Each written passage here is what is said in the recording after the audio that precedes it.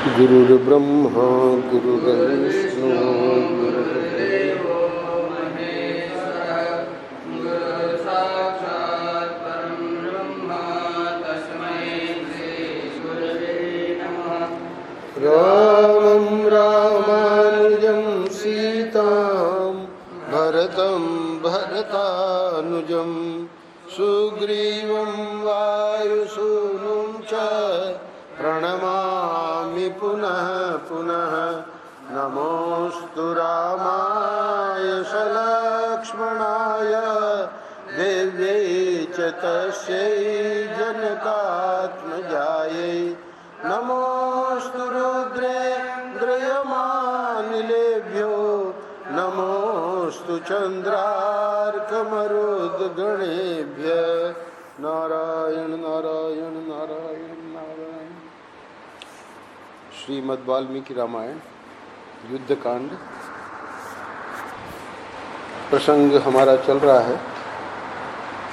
विभीषण का राज्याभिषेक हो गया है और अब श्री रघुनाथ जी ने हनुमान जी के द्वारा सीता के पास संदेश भेजा है।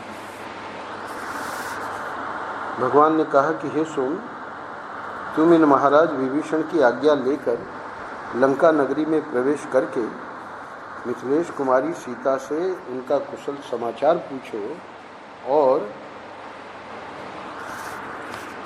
उनको ये कहना कि सुग्रीव और लक्ष्मण सहित हम सब कुशल हैं। हे वक्ताओं में श्रेष्ठ हरीश्वर, तुम वैदेही को यह प्रिय समाचार सुना दो कि रावण युद्ध में मारा गया, तत्पश्चात उनका संदेश लेकर लौट आओ। यहाँ 112वां अध्याय विश्राम को प्राप्त होता है। अगले अध्याय में वाल्मीकि जी वर्णन कर रहे हैं। भगवान श्री राम का यह आदेश पाकर पवनपुत्र हनुमान जी ने निशाचरों से सम्मानित होते हुए लंकापुरी में प्रवेश किया। देखिए, अब पूरा दृश्य बदल गया है। कहाँ तो निशाचर आक्रमण करते थे और अब चूँकि भगवान की विजय हो गई है तो निशाचर सम्मान कर रहे हैं हनुमान जी का। पुरी में प्रवेश करके उन्होंने विभीषण से आज्ञा मांगी। उनकी आज्ञा मिल जाने पर हनुमान जी अशोक वाटिका में गए। अशोक वाटिका में प्रवेश करके न्यायानुसार उन्होंने सीता जी को अपने आगमन की सूचना दी। तत्पश्चात निकट जाकर उनका दर्शन किया। सीता जी का वर्णन करते हैं। सीता जी स्नान आदि से हीन होने के कारण कुछ मलिन दिखाई देती थीं और सशंक हुई रोहिणी के समान जान पड़ती थी। सीता जी आनंद शून्य हो वृक्ष के नीचे राक्षसियों से घिरी बैठी थी। हनुमान जी ने शांत और विनीत भाव से सामने जाकर उन्हें प्रणाम किया। प्रणाम करके वे चुपचाप खड़े हो गए। महाबली हनुमान को आया देख देवी सीता उन्हें पहचान कर मन ही मन प्रसन्न हुई, किंतु कुछ बोल न सकी, चुपचाप बैठी रही। सीता के मुख पर सौम्य भाव लक्षित हो रहा था। उसे देखकर कपिश्रेष्ठ हनुमान ने श्री रामचंद्र जी की कही हुई सब बातों को उनसे कहना आरंभ किया। तो बड़े संक्षेप में ही है। हे विदेह नंदिनी, श्री रामचंद्र जी लक्ष्मण और सुग्रीव के साथ सकुशल हैं। अपने शत्रु का वध करके सफल मनोरथ हुए उन शत्रु विजयी श्री राम ने आपकी कुशल पूछी है। हे देवी, विभीषण की सहायता पाकर वानरों और लक्ष्मण सहित श्री राम ने बल विक्रम संपन्न रावण को युद्ध में मार डाला है। हे धर्म को जानने वाली देवी, हे सीते, मैं आपको यह प्रिय संवाद सुनाता हूँ और अधिक से अधिक प्रसन्न देखना चाहता हूँ। आपके पातिव्रत्य धर्म के प्रभाव से ही युद्ध में श्री राम ने यह महान विजय प्राप्त की है। ये अपनी ओर से कह रहे हैं। अब आप चिंता छोड़कर स्वस्थ हो जाएं। हम लोगों का शत्रु रावण मारा गया और लंका भगवान श्री राम के अधीन हो गई। श्री राम ने आपको यह संदेश दिया है। क्या संदेश दिया है?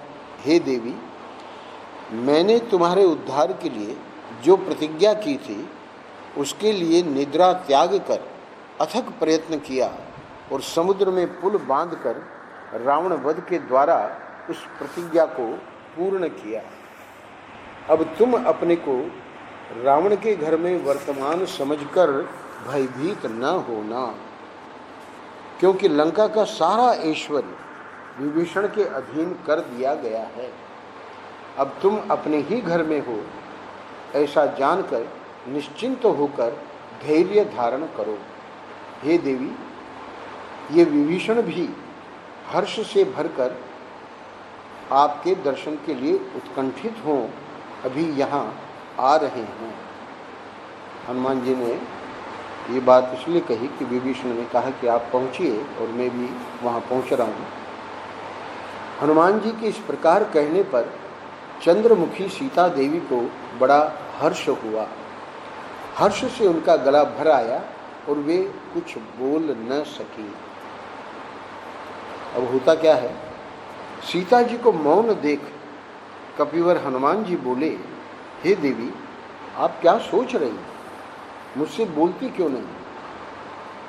हनुमान जी के इस प्रकार पूछने पर धर्मपरायणा सीता देवी अत्यंत प्रसन्न हो आनंद के आंसू बहाती हुई गदगद वाणी में बोली। क्या कहती हैं? कहती हैं, अपने स्वामी की विजय से संबंध रखने वाला यह प्रिय संवाद सुनकर मैं आनंद विभोर हो गई थी, इसलिए कुछ देर तक मेरे मुंह से बात नहीं निकल सकी है। हे वानरवीर, ऐसा प्रिय समाचार सुनाने के कारण मैं तुम्हें कुछ पुरस्कार देना चाहती हूँ, किंतु बहुत सोचने पर भी मुझे इसके योग्य कोई वस्तु दिखाई नहीं देती। हे सौम्य, हे वानरवीर, इस भूमंडल में मैं कोई ऐसी वस्तु नहीं देखती जो इस प्रिय संवाद के अनुरूप हो और जिसे तुम्हें देकर मैं संतुष्ट हो सकूं। सोना, चांदी, नाना प्रकार के रत्न अथवा तीनों लोकों का राज्य भी इस प्रिय समाचार की बराबरी नहीं कर सकता।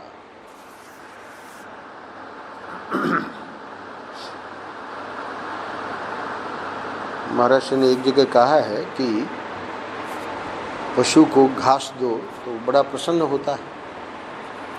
तो अब ये जो सोना, चांदी, नाना प्रकार के रत्न, तीनों लोकों का राज्य, अब हनुमान जी तो ज्ञानी नाम अग्रगण्यम हैं, विरक्त हैं, तो अब उनको ये दिया जाएगा तो प्रसन्नता थोड़ी होगी।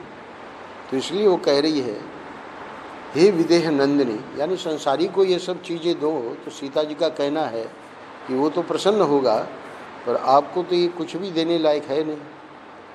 इसलिए होता क्या है, विदेह नंदिनी के ऐसा कहने पर वानर वीर हनुमान जी को बड़ा हर्ष हुआ। वे सीता जी के सामने हाथ जोड़कर खड़े हो गए और इस प्रकार बोले, पति की विजय चाहने वाली और पति के ही प्रिय एवं हित में सदा संलग्न रहने वाली हे सती साध्वी देवी, आपके ही मुंह से ऐसा स्नेहपूर्ण वचन निकल सकता है।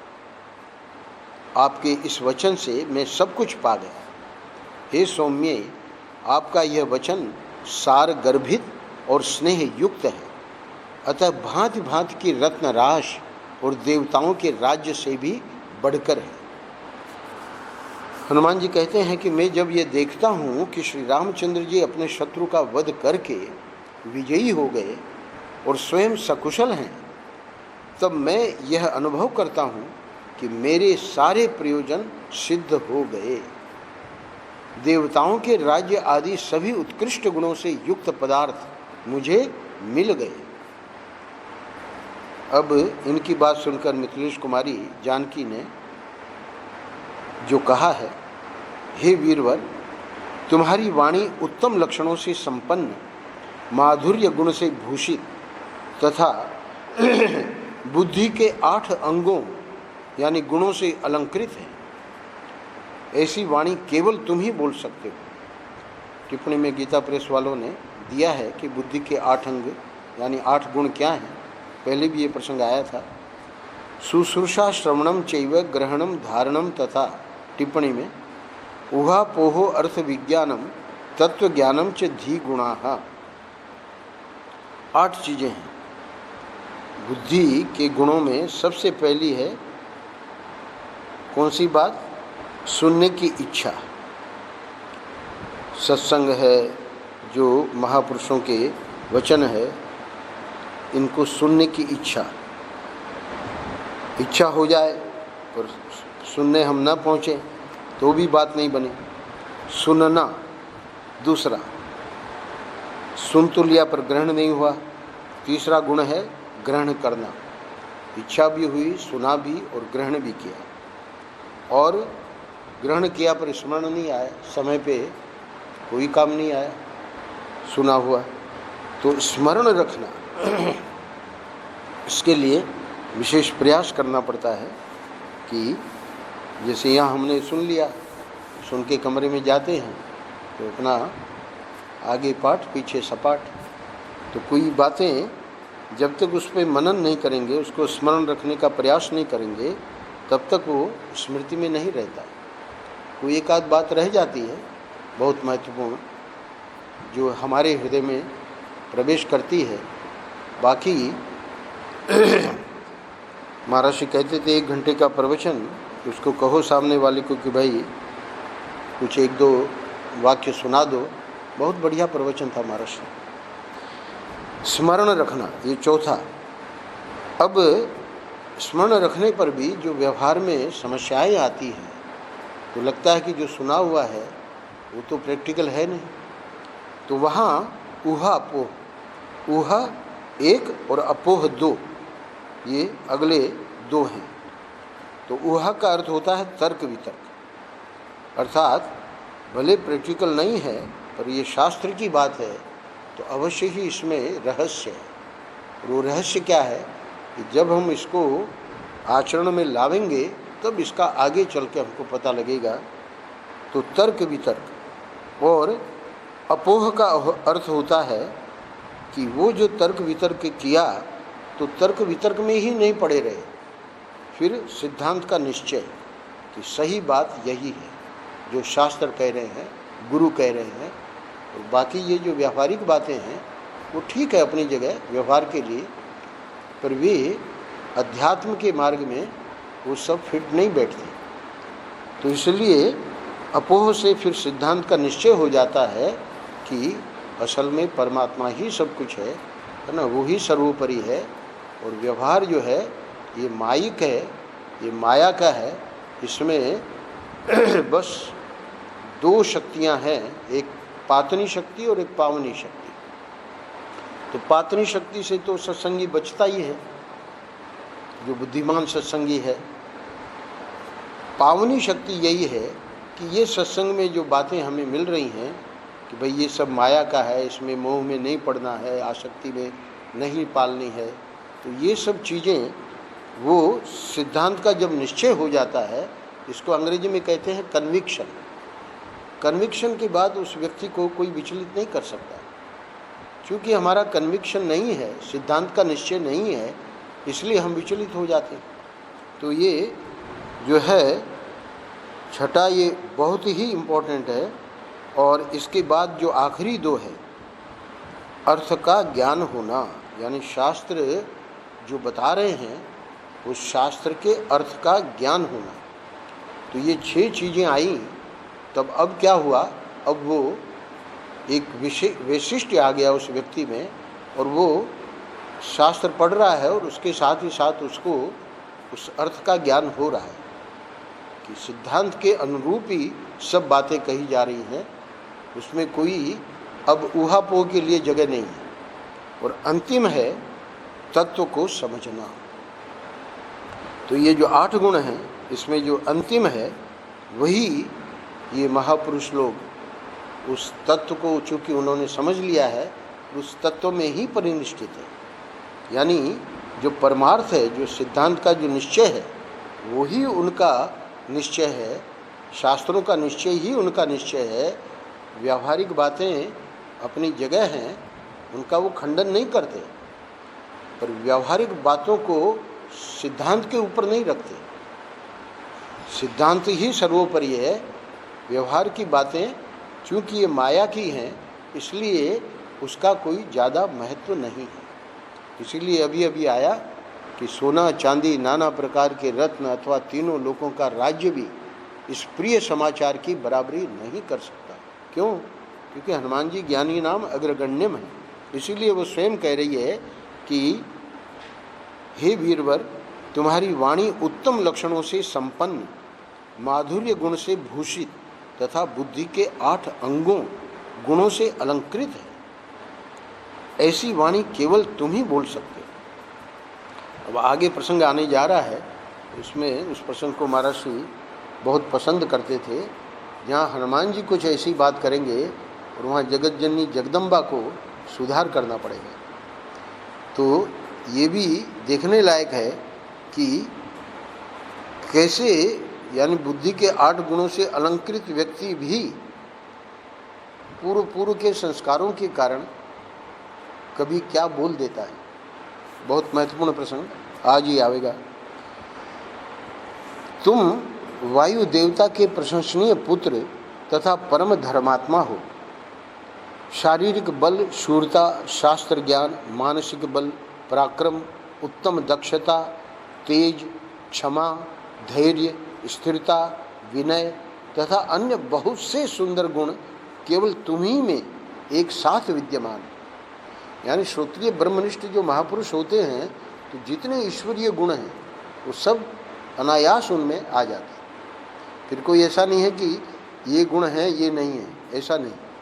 तो जैसा मौका होता है वैसे उनको हम समझ नहीं पाएंगे कि ये लीला ऐसे कैसे कर दी, पर जो जानकार होते हैं वो हमको बताते हैं कि ये भी हमारे हित में किए, इसमें कोई संशय नहीं। यानी आगे का भी जो प्रसंग आएगा तो उसमें हमको कोई शिक्षा मिलनी है, इसलिए हनुमान जी उस प्रकार का वाक्य बोले हैं। तदनंतर सीता के सामने बिना किसी घबराहट के हाथ जोड़कर विनीत भाव से खड़े हुए हनुमान जी पुनः हर्षपूर्वक उनसे बोले, हे देवी, यदि आपकी आज्ञा हो तो मैं इन समस्त राक्षसियों को, जो पहले आपको बहुत डराती धमकाती रही हैं, मार डालना चाहता हूँ। अब देखिए, यहाँ प्रशंसा हुई और यहाँ क्या कह रहे हैं, क्यों कह रहे हैं?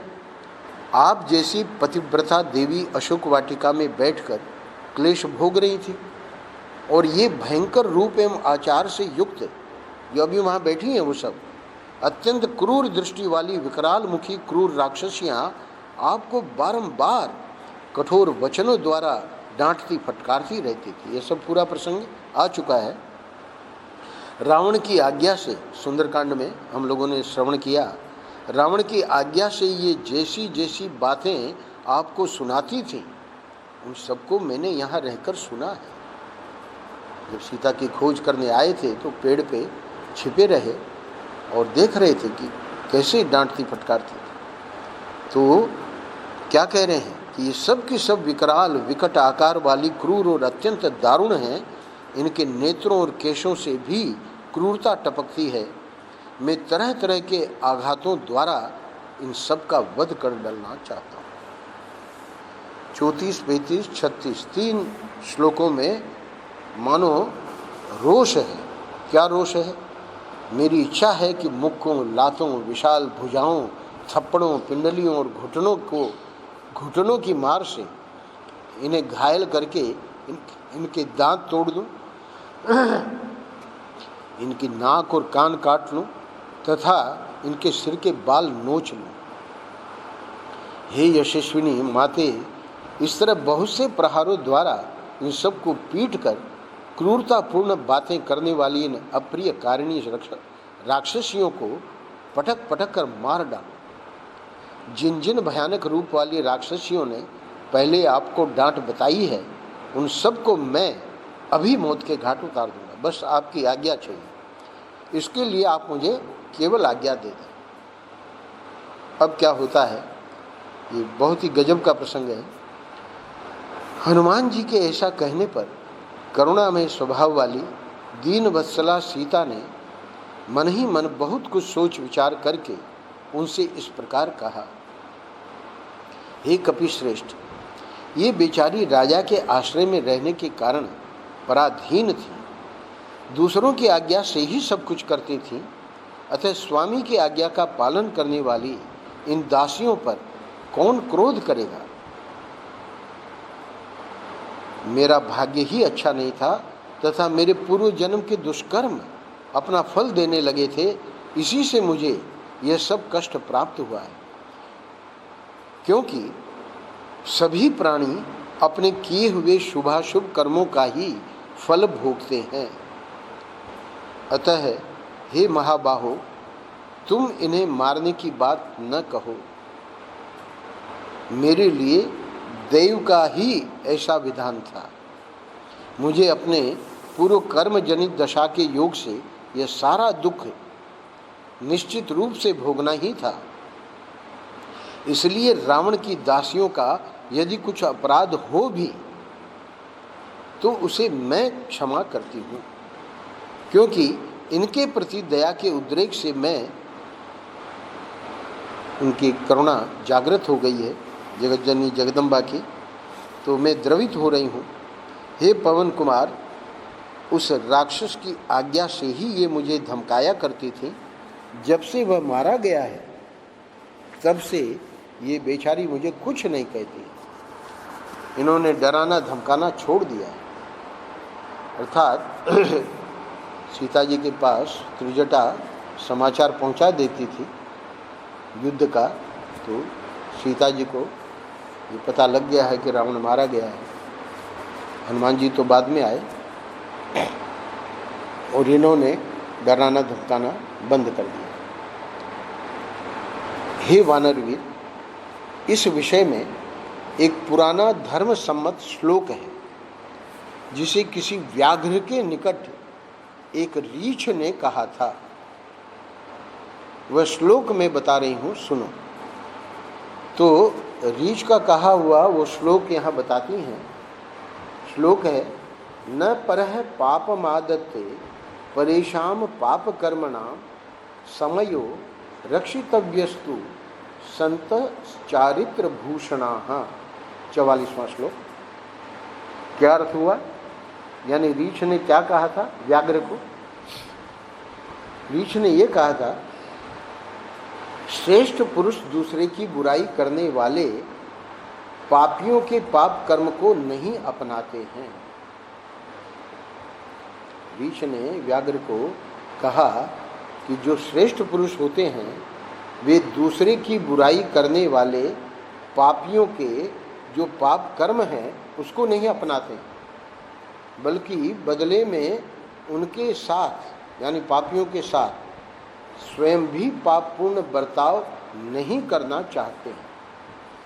यानी समझो कि राक्षसियों द्वारा पाप हुआ, कल्पना करो, तब भी जो श्रेष्ठ पुरुष होते हैं तो उसके बदले में अब मैं उनको दंड दूं और मार डालूं, वो पाप कर्म श्रेष्ठ पुरुष नहीं करना चाहते। आप श्रेष्ठ पुरुष हैं, तो इसलिए वो सीता जी को श्लोक याद आया और अगली पंक्ति में समयो रक्षितव्यस्तु संतस चारित्र भूषणा। क्या कहा रीछ ने व्याघ्र को? उसने कहा रीछ ने कि अतः अपनी प्रतिज्ञा एवं सदाचार की रक्षा ही करनी चाहिए, क्योंकि साधु पुरुष अपने उत्तम चरित्र से ही विभूषित होते हैं, सदाचार ही उनका आभूषण है। तो अब प्रश्न यह है कि वो जो पुराना धर्म सम्मत श्लोक कहा सीता जी ने, तो उसमें कथा क्या है?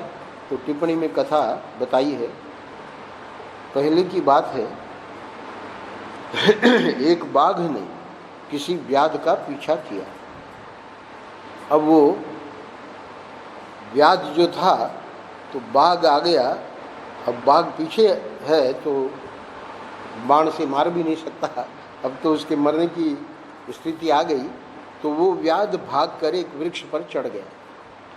उस वृक्ष पर पहले से ही कोई रीछ बैठा हुआ था। रीछ पेड़ पे चढ़ जाते हैं, रीछ वहाँ पहले से ही पेड़ पे था, ऊपरी डाल पे। और ये अपना व्याध जब चढ़ गया तो अब बाघ क्या करता है कि उस रीछ से कहता है कि हम और तुम दोनों ही वन के जीव हैं, और ये जो व्याध है वो हम दोनों का ही शत्रु है। तो अब तुम क्या करो, अतः तुम इसे वृक्ष से नीचे गिरा दो। रीछ ने क्या उत्तर दिया, यह व्याध मेरे निवास स्थान पर आकर एक प्रकार से मेरी शरण ले चुका है, इसलिए मैं इसे नीचे नहीं गिराऊंगा। यदि गिरा दूं तो मेरे धर्म की हानि होगी। और अब रीछ जो है, व्याध तो बच ही गया और रीछ भी सो गया। अब वो बाघ नीचे ही खड़ा है। अब बाघ क्या देखता है कि जब रीछ सो गया है तो भले व्याध का भोजन नहीं मिला, रीछ का भोजन मिल जाए। तो बाघ ने व्याध से कहा, देखो इस सोए हुए रीछ को नीचे गिरा दो, मैं तुम्हारी रक्षा करूंगा, यानी मैं इसको खा लूंगा और तुझे नहीं खाऊंगा। उसके ऐसा कहने पर व्याध ने उस रीछ को धक्का दे दिया। अब ये रीछ लोग जो हैं बड़े कुशल होते हैं, तो रीछ अभ्यासवश दूसरी डाल पकड़कर गिरने से बच गया। अब ऐसी स्थिति में देख लिया रीछ ने कि ये व्याध जो है ये तो बड़ा विकट है। रीछ ने अपने धर्म को कह के और उसको धक्का नहीं दिया, और ये सो गया और इसने धक्का दे दिया, रीछ बच गया, वो बात अलग है। अब बाघ क्या करता है, बाघ ने रीछ से कहा, यह व्याध तुमको गिराना चाहता था, अतः अपराधी है, स्वाभाविक है, इसलिए अब इसको तुम नीचे ढकेल दो, यानी अब हमारा भोजन पक्का है। बाघ ने वही है, रीछ जो है बाघ को क्या कहता है वही श्लोक है। बाघ के इस प्रकार बारंबार उकसाने पर भी रीछ ने उस व्याध को नहीं गिराया, और ये श्लोक बोला, कौन, रीछ, न परह पाप मादत्ते परेशान पाप कर्मणाम समयो रक्षितव्यस्तु संतस चारित्र भूषणा। न परह पाप मादत्ते श्लोक का गान करके उसे मुंह तोड़ उत्तर दे दिया। यह प्राचीन कथा है। तो वाल्मीकि रामायण पे जिन संस्कृत के विद्वानों ने टीका लिखी है, तो रामायण भूषण, ये भूषण जो टीका उपलब्ध है, उन्होंने बहुत सारे प्रसंगों को संस्कृत में, तो वहीं से लेके ये टिप्पणी है। अब महाराष्ट्री जिस श्लोक का उच्चारण करते थे वो 45वां श्लोक है, क्योंकि ये तो कथा हो गई। अब सीता जी क्या कहती हैं, सीता जी कहती हैं, पापा नाम व शुभा नाम व वधार्या नाम अथापि व कार्यम कारुण्य मार्येण न कश्चिन नापराध्यति। बड़ा प्रिय श्लोक था महाराष्ट्र का ये। श्रेष्ठ पुरुष को चाहिए कि कोई पापी हो या पुण्यात्मा, पापा नाम व शुभा नाम व, सिर्फ पापी की बात नहीं है, पुण्यात्मा भी हो, अथवा वधार्या नाम, वे वध के योग्य अपराध करने वाले ही क्यों न हो, कार्यम कारुण्य मार्येण, उन सब पर दया करें, पापी हो पुण्यात्मा हो अपराध करने वाला ही क्यों न हो, उन सब पर दया करें।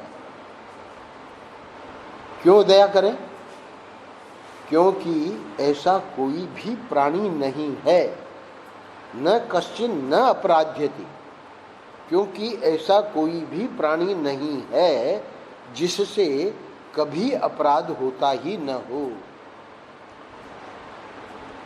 परम पूज्य महाराज श्री कहते थे कि जीसस क्राइस्ट जा रहे थे और देखा कि काफ़ी लोग इकट्ठे हुए हैं गोलाकार, और बीच में कोई व्यक्ति है, सबके हाथ में पत्थर है।